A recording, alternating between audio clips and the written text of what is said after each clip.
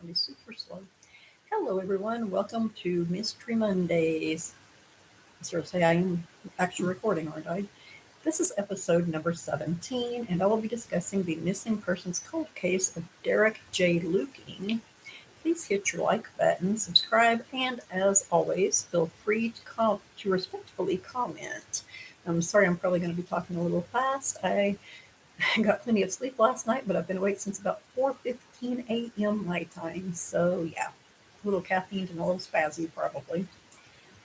So before I get started with Derrick's case, I want to let you all know that next week I will be discussing Crystal Turner and Kylan Schulte again, and doing a brief introduction to a case related to a man I've known most of my life and his ex-wife, who used to be one of my best friends way back in high school. And that's been quite some time ago. The case is the disappearance of her third husband, Gary McCullough, which I will discuss in greater detail in my Mystery Mondays number 19 vlog. Yes, because I'm doing Crystal. I'm going to do Crystal and Kylan next week and an intro to Gary's case. And then in number 19, which will be the following week, I will do a more in-depth discussion of Gary McCullough's case, as well as the case of the couple that I knew's missing daughter, Lena Chapin. So I'll be doing Kylan and Crystal, along with an introduction to Gary McCullough's case next week in Mystery Mondays number 18. And the following week, Mystery Mondays number 19, I will be doing a more in-depth discussion of the Gary McCullough case as well as the Lena Chapin case. And a lot of people probably know quite a bit about those cases because there is a thing on Unsolved Mysteries about them. My psoriasis is showing up, but I'll just try to ignore it. Anyway, so now about Derrick Joseph Luking. Derrick Joseph Luking was 24 years old when he left his home in Louisville, Kentucky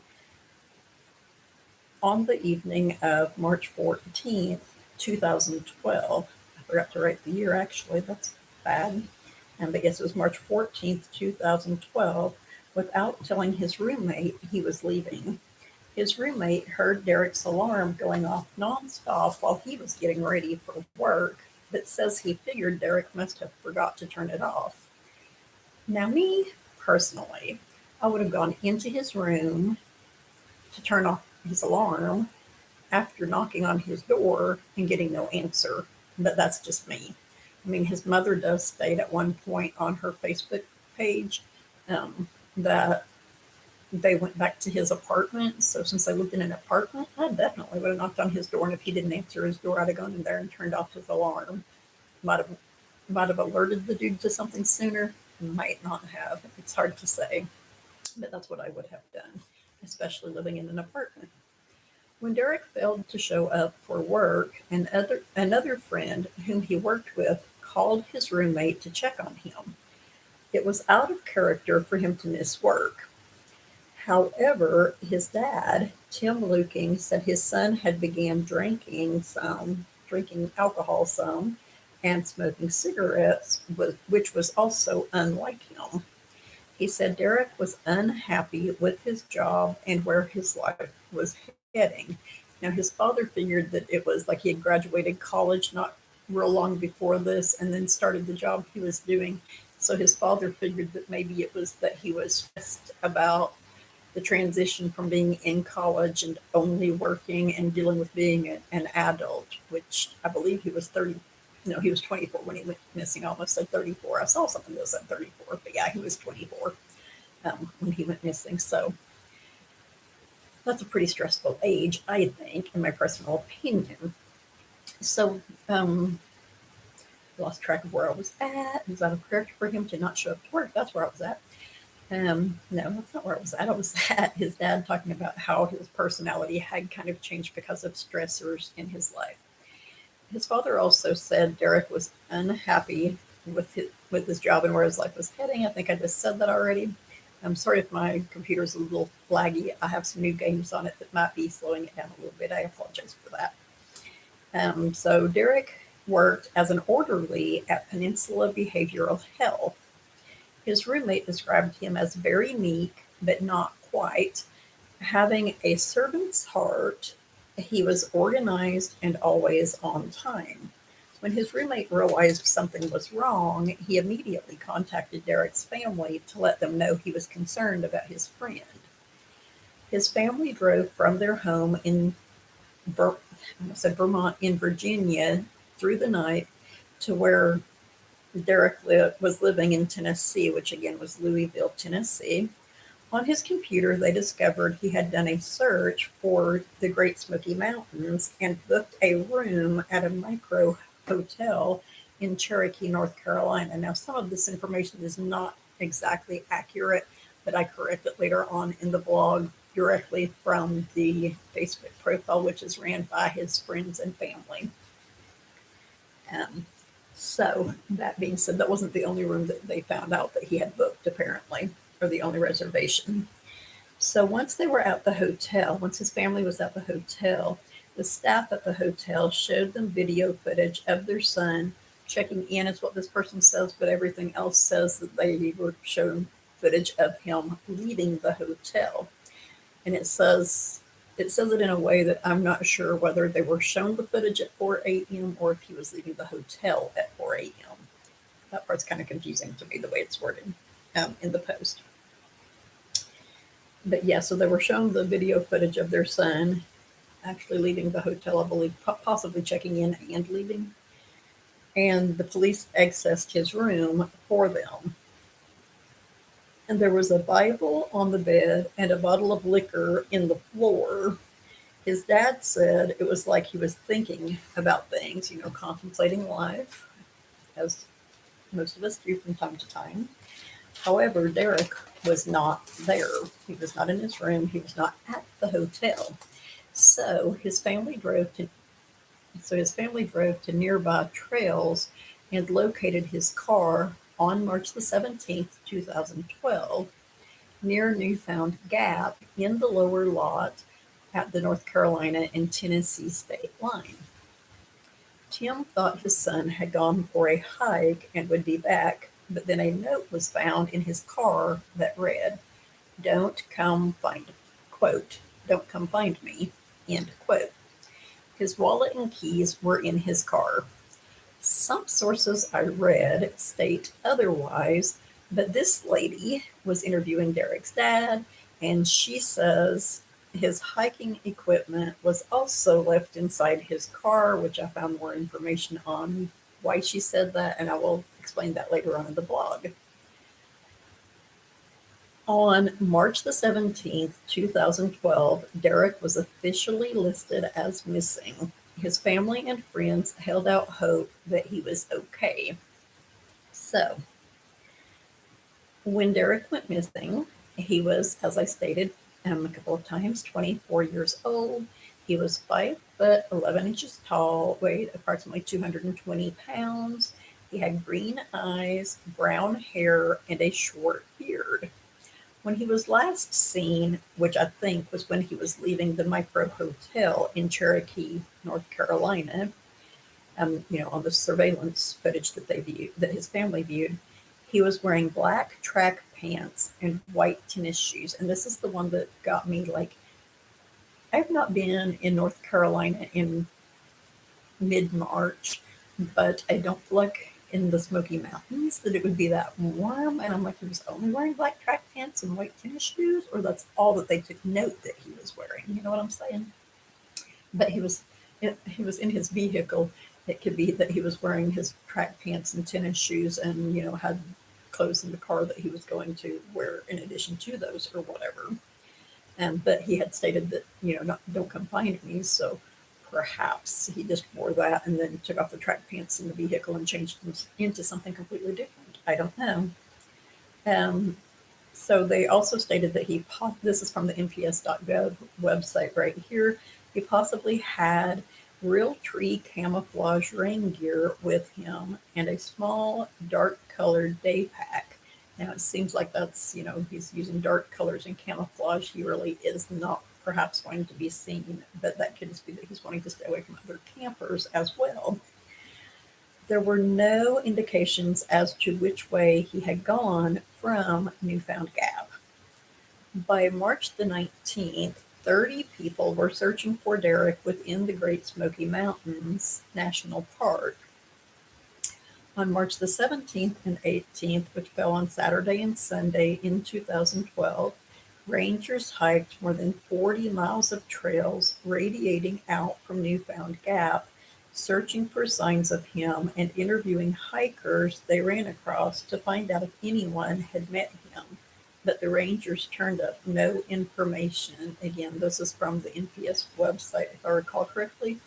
This may actually be from the Facebook page, but I'm pretty sure this is from the NPS website still. Managers in charge of the search thought if he was in the park, he had to be off trail. Now, this is actually from a different article, I believe. But yes, managers in charge of the search thought that he was in the park. If he was in the park, he had to be off trail. At this point, they were contemplating that perhaps he had actually left the park. So at this point, also, they brought in 3 search dog teams, 3 teams of dogs to search, to comb the woods along the Appalachian Trail and near an old abandoned section of US 441 that leaves the lot his car was found in and heads to the south. They also implemented a Tennessee Highway Patrol helicopter to aid in the search by air. Personnel from both the Great Smoky Mountains National Park and the Blue Ridge Parkway were involved in the search. Cherokee Tribal Emergency Medical Services had a unit on scene as well. A nighttime helicopter was also used to help in the search on March the 21st. Park officials noted Derrick may have actually left the park, as I mentioned a minute ago. And I keep thinking how wonderful it would be if the bearded man in the white pickup, remember that, y'all? The bearded man in the white pickup on the Appalachian Trail near the Tennessee state line that the man thought was Brian Laundrie. Wouldn't it be awesome if that turned out to be Derrick? Wouldn't that just be great? And he had actually been living out in the wild this whole time. The hiker who had come across, I believe the guy was from Florida, and he had come across this guy he insisted was Brian Laundrie after he saw Brian's picture. And remember, he said he had a bushy beard, and Derrick had a beard, which was not bushy, but he had a knife, but he may have not cut his beard. And this man said, the hiker said, that the man he encountered was confused and seemed really tired. Remember that? And he was insisting it was Brian Laundrie after he saw Brian's picture, but we know now that there's no way it could have been, because this was October 3rd. And unfortunately for his family, Brian was already dead at that time. And unfortunately for Gabby's family, because, anyway, whole other stories. So I know that it's been nearly 10 years, which is a very long time for a person to be missing and then found. But I also know that that does happen on occasion. I've heard of cases of people being missing 15, 20 years and then suddenly showing up somewhere or suddenly being found. So it does happen on occasion. So this is information here that is from a Facebook page that was started by Derrick's friends and then maintained by his parents, primarily his mom, and other family members apparently also helped to maintain the Facebook page. And I'm sure that there are probably still some of his friends who are administrators on it as well. Now, some of the posts, it's not real clear who they're made by. And most of this is only from, actually, I think all of this is only from one post, which at the end of the post says that it's by Kim, which I thought was by his parents. But Kim, I believe, is a family member, but I'm not sure what her relation is to him and his parents. She may be his sister, but I believe it said that his parents had him and a younger brother were the only kids that they had. So I'm not sure about that. But again, this information is from the Facebook page Finding Derrick Luking, I believe it is called. Let's see if I can find where my place is. Quote, Derrick went missing Wednesday, March 14th, 2012. I added the 2012 from his home in Louisville, Tennessee, because they made this post in 2012. Um, so Derrick went missing Wednesday, March 14th, 2012, from his home in Louisville, Tennessee.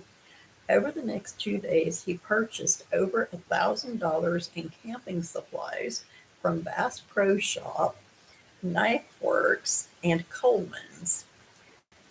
We believe he stayed at the Motel 6 on the 14th, the Smokemont Campground in the park on the 15th, and that's in the Great Smoky Mountain National Park, the Smokemont Campground, where they believe he stayed on the 15th, and the Microtel Hotel in Cherokee on the 16th.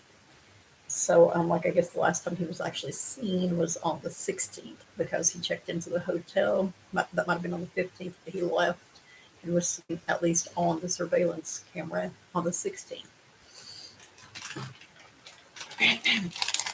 End quote. Sorry. I have a bad habit of that, don't I? But yeah. So that's the end of the quote. And then I'm saying, I'm guessing these were all reservations he made using his computer in his home. So to that point, it seems his trip was well planned and organized, which his family and friends say was typical behavior for him. So, as I mentioned earlier, the article that the lady did just mentioned that they found a reservation for a micro hotel. Of course, that all of these could really be considered micro hotels, but I believe that they found all three of these reservations on his computer in his home. Perhaps not immediately, but given time and with the police's help, they found all of this information.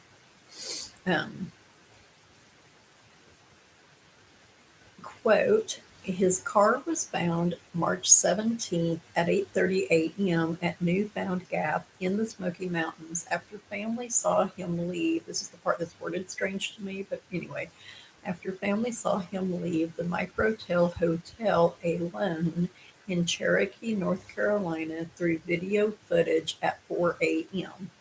So see, to me, I don't know if they saw the footage at 4 a.m. or if the footage said he left at 4 a.m. They did drive through the night to get there, so it's possible it was 4 a.m. when they viewed it. More important to know what time he left, so I feel like that's what it's actually saying. A note stating only, quote from Derrick, "Don't look for me," and this one has capitals at the first of each word, and I don't know if that's how it was written or if that's just the way this person typed it. End quote from Derrick, was found in his car along with wallet and car key. The Great Smoky Mountain Park Service have never quit searching for Derrick as they rappelled down some high cliffs March 29th and did not find anything. The rangers, park employees, volunteers, and trail runners continue to look for him. Now, this was posted March 31st of 2012, so at that point, they were continuing to look for him. Rangers are also still looking into the investigation aspect of this case, following up purchases he made and trying to find out if there are any other significant clues in the recent past. Again, March 31st, 2012. Derrick was a fan. I left out like a sentence or two here, but this is still a quote from the Facebook page. Derrick was a fan of the survivalist Bear Grylls. Sorry if I mispronounced that. Grylls is Gryll apostrophe S, of course. Pretty sure it would be pronounced Grills, of his TV show. And theoretically, he did have the necessary supplies to live in the woods for a long period of time. I have not seen this show to the best of my knowledge. I used to watch quite a bit of survivalist stuff with my sons, so it's possible that I did see it at some point. I just don't remember.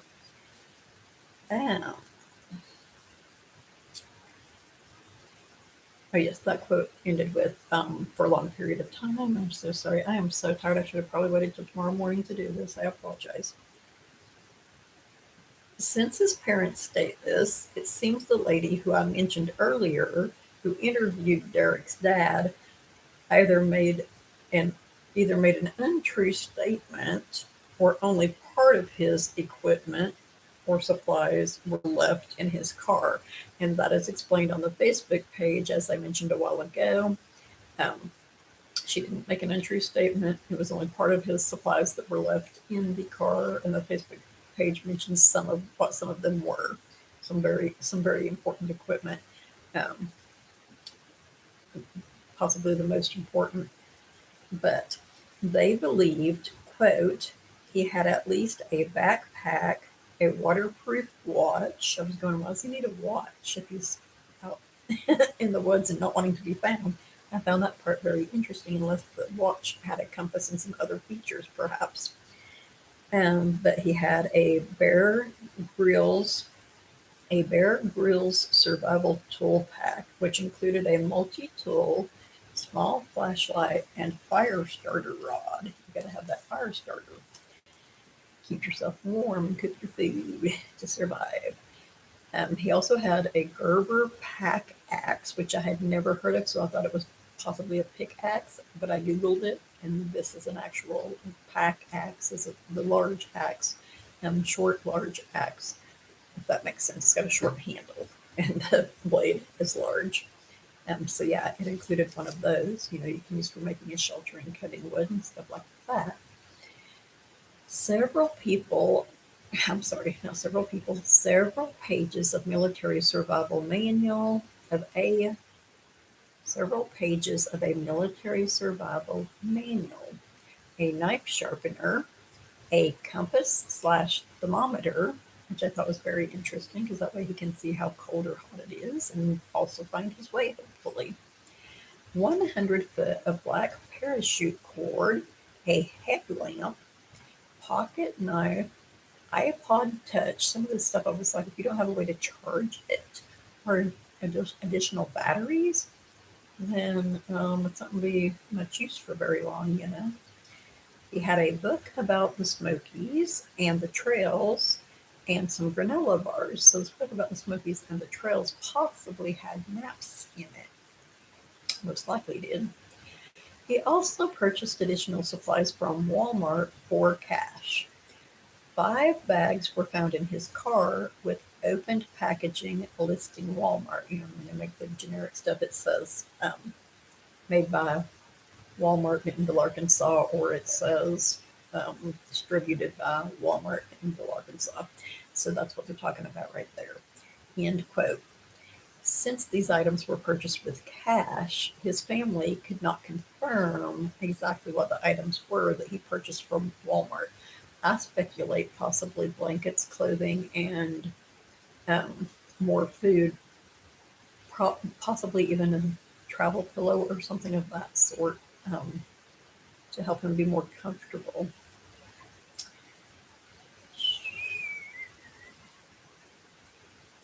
So now back to the quotes. Quote, Appalachian Trail hikers who have talked to the family have said that Derrick could survive for a long time with the supplies he had, those supplies that it mentioned.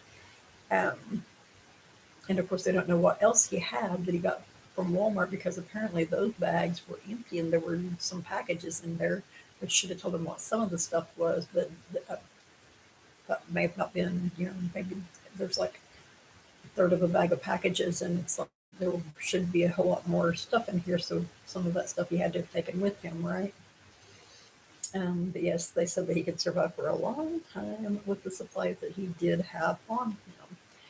Official searchers have hiked hundreds of miles and trails the weeks after his disappearance, which included using multiple dog scent trackers. As I mentioned, there were 3 teams of them, 3 different days using helicopters, and 1 night helicopter. Unfortunately, No significant clues were found leading to Derrick, but rangers still believe he is in the park somewhere, is what this one said. But both the other ones that I read said that they believed he might have left the park. And here in a minute, I think this one says something about the fact that it's a possibility.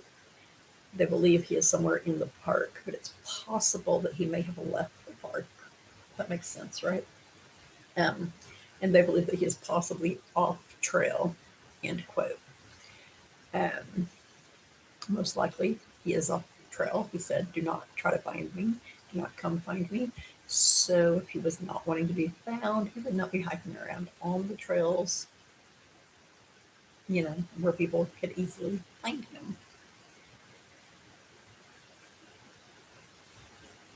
Oh, sorry.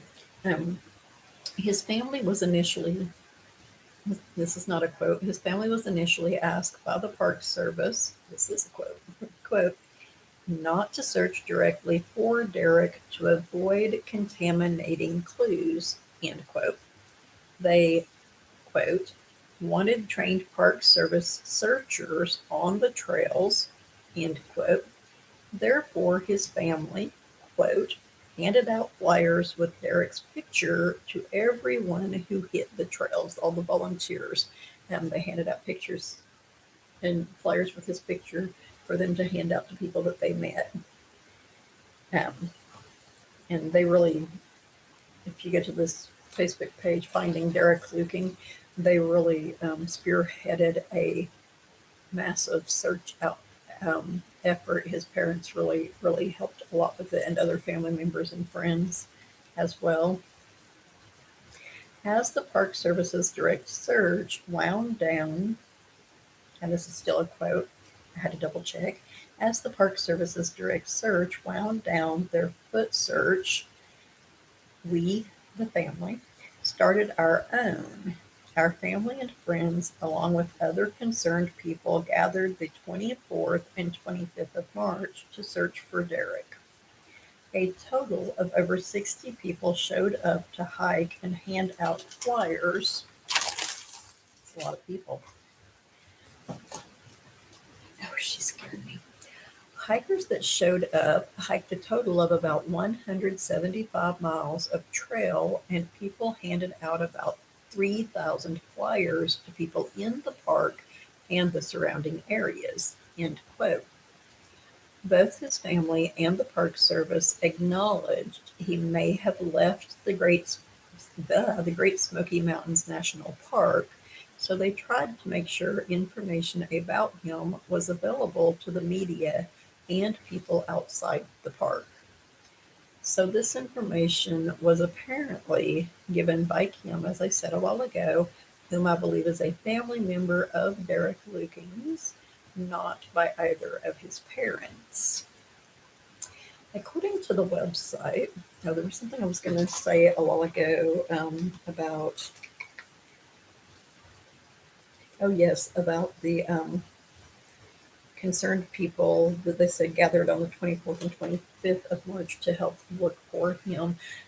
It named different states that they came from, and I'm not going to remember them all. I know that there was, I want to say Georgia, of course, Tennessee, North Carolina, South Carolina, Pennsylvania, possibly another state or two that they named in there where people came from to help them search for Derrick.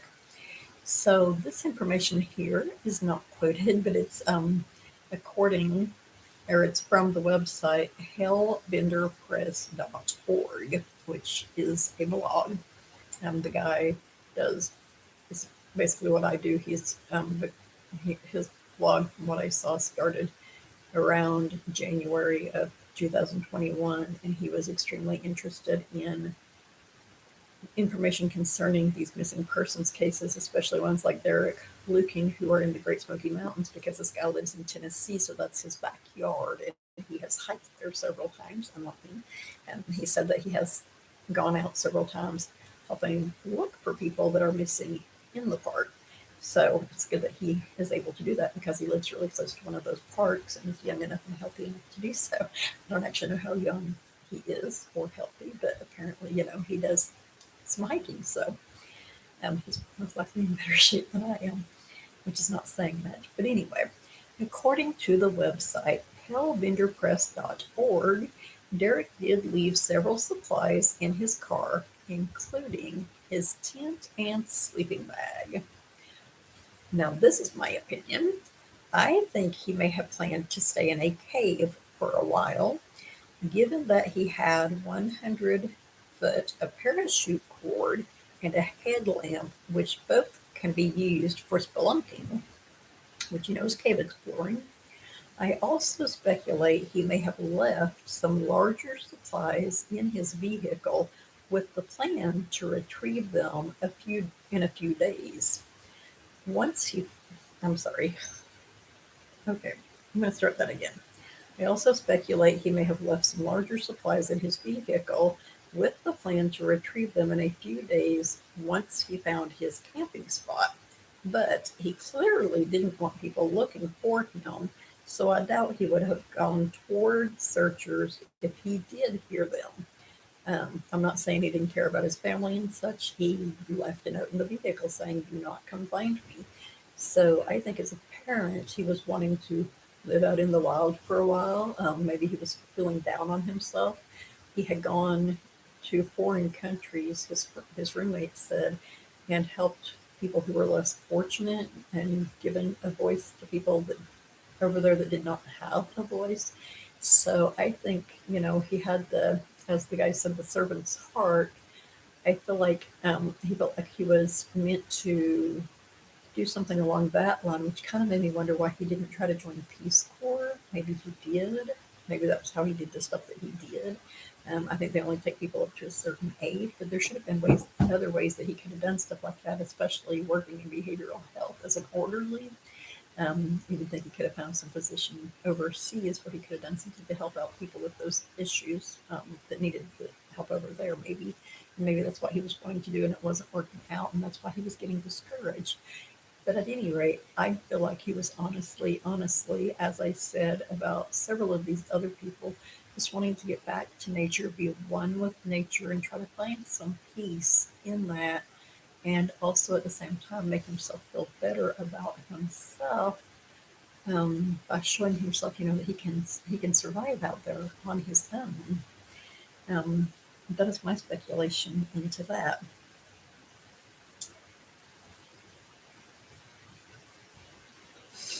Um, and so that's pretty much all of my vlog for this week. I will definitely look into his case more in the future and feature his case in my vlog again soon. Anyone with any information on Derrick's case needs to contact the National Park Service Investigative Services Branch. See, I'm so tired I almost said information, but Investigative Services Branch tip line via text or phone call at 888-653-0009.